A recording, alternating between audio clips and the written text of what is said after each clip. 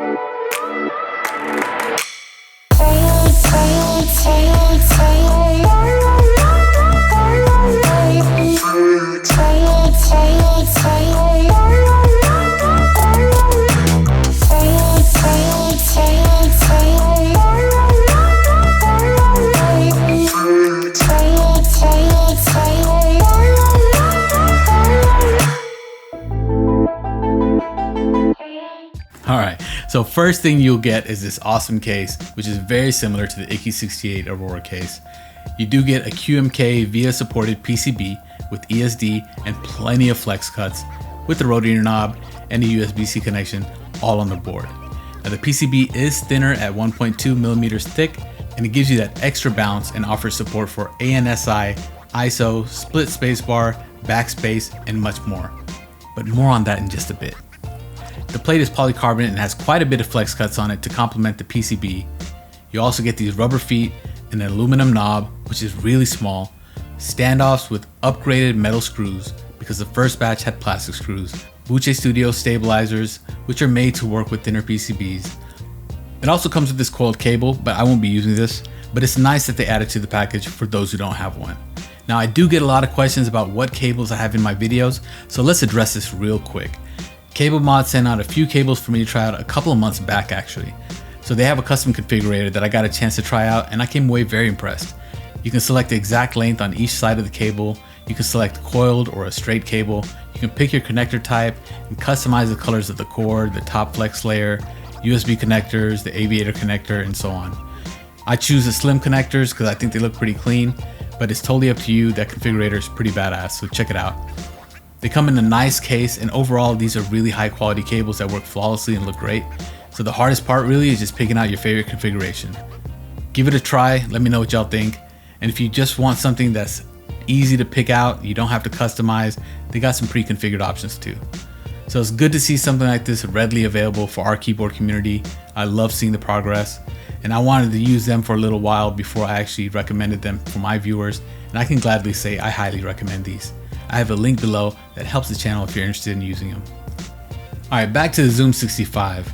So you'll also find a slimmer box in the packaging which houses the PCB foam, pour-on PCB film for the PE mod, case foam, foam cutouts for the bottom of the case, which I'll go over in just a bit, gaskets, and these double shot PBT keycaps in the Olivia dark colorway. Now these are licensed by Olivia herself, so no clones here. Overall, I find the keycap set to be pretty decent with some fairly consistent legends, minus a couple of inconsistencies in the mods, and I do have one major complaint about these, which I'll cover in the pros and cons. Now the case itself looks really nice. It has electrostatic coating that sparkles when the light hits it just right, and I really dig it actually. I think it looks really good. The typing angle is 6.5 degrees with a front height of 20 millimeters, so it's pretty comfortable to type on with or without a wrist rest. It also does come in a white colorway, which comes with double shot PBT Olivia light keycaps, so some of you guys may want to look for that, but I believe the next drop is for the dark colorway only, so just keep your eye out on what colors are going to be available. The angles on the board look great, and it's a screwless design, so no visible screws at the bottom of the case, and they're all internal. The weight of the case fully built is about 1.3 kgs, so roughly around 3 pounds. Overall, very attractive and very premium feeling. So all in all, I think the build process was pretty painless. I wouldn't consider it an easy build for someone just stepping into the hobby, but I think it should be manageable for a noob as well, and it will give them a nice start into tinkering and customizing to their preferences. Just make sure to follow the build guide whenever you're building. Here's some quick tips that I found during the build process. So a lot of people ask about these cutouts. They're simply there to fill out some voids that you have just in case you do get the Bluetooth PCB, which is going to come out in the future. But just install them, you just simply lay them into place. It kind of goes in like a little puzzle. But just make sure when you're taking it off the film, you take your time. These can rip pretty easily. Now, as far as the standoffs, I usually skip this part of the installation for all of my boards just to give it the maximum flex. But for this setup in particular, I decided to install them due to the rotary knob. Now, if you don't want to install them, I suggest at least installing the two closest to the knob so it doesn't collapse after assembling the board. This is something you're going to want to do. Also, something to keep in mind, one of the stabilizer hooks at the bottom of the PCB comes really close to the hot swap pin, and I mean really close. So when you're screwing it down, make sure to be careful that the screw is not over the socket itself, so take your time here. Overall, it's not an issue, but it's worth pointing out. And finally, there's some switches by the internal case screw holes that will get in the way when trying to put the board together. So leave those switches out when screwing the top and the bottom case together, and insert your switches after the case assembly is all put together. Alright, pros and cons time. Let's start with the cons first. Now the PCB comes pre-configured with the delete, page up, and end key. The great thing is you can remap these keys using VIA, however the keycaps that are provided only come with the keys for the standard layout. So if you want page down mapped instead of end, for instance, it would not have a keycap for that. This is a big miss by Meletrix, and I would like to see them add a bit more compatibility to the set, especially since the PCB included has so many different configurations that you can do. You would have to use another set altogether if you want to take advantage of remapping and matching the keys respectively, and that's a big bummer. Also, I wish they were able to make the knob a bit bigger. It seems pretty small to easily grab.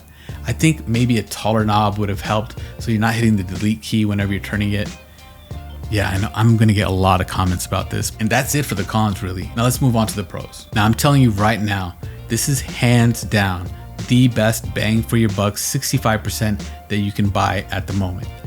Meletrix did a great job of giving enthusiast level design, functionality, and feel at an awesome price point.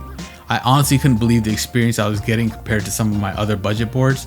This does come in slightly higher price point than some of those, but I think when you add the switches and keycaps, it can't be beat. I know I get a lot of questions about the Keychron Q2, but honestly, I don't have one to compare it to, but based on the experience of some of my colleagues, I really don't think it's a competition here.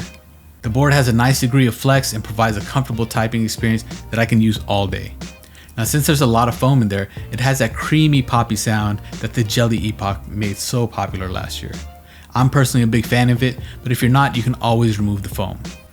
Now, I left the switches that came with this unlubed so you can get a better sense of what it's like out of the box. Now, I did test the board with some GMK keycaps and some lubed WS onion switches, which really elevated the board sound.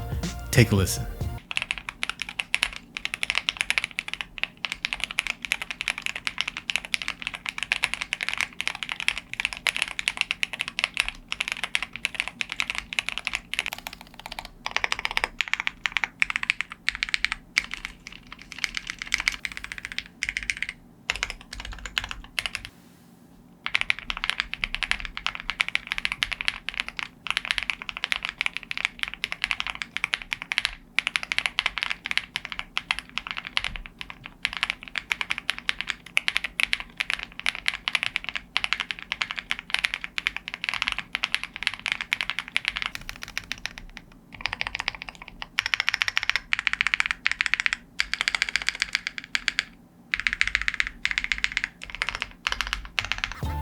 overall, yeah, I highly recommend this board if you're looking for any 65% board in the $150 to $220 price range.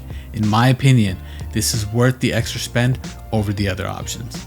Alright, that's all I have for the Zoom65.